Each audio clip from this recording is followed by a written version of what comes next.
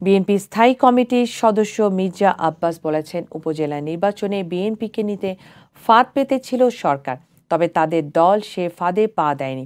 নির্বাচনে আওয়ামী লীগ নিজেদের মধ্যে মারামারি করছে মন্তব্য করে তিনি বলেন, এতে প্রমাণ হয় বিএনপির ভোট বর্জনের সিদ্ধান্ত সঠিক ছিল। আর দলের স্থায়ী কমিটির আরেক সদস্য ডক্টর আব্দুল মঈন খান বলেছেন, সরকার উৎখাতে কোনো ষড়যন্ত্র নয়, আন্দোলনের জন্য সংগঠিত হচ্ছে বিরোধী রাজনৈতিক দলগুলো। সাবেক ছাত্রনেতা হাবিবুর রশিদ হাবিবের মুক্তির দাবিতে মানববন্ধনে বিএনপি নেতারা অভিযোগ করেন, আতঙ্কে থেকে এখনো কারাবন্দী করা হচ্ছে বিরোধী নেতাকর্মীদের।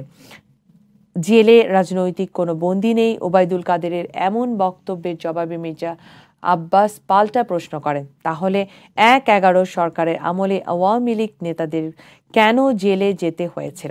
বেগম খালেদা জিয়াকে সরকার হত্যা করতে চায় অভিযোগ করে তিনি বলেন, আইনের দোহাই দিয়ে বিএনপি প্রধানকে দেশের বাইরে যেতে দেয়া হচ্ছে না।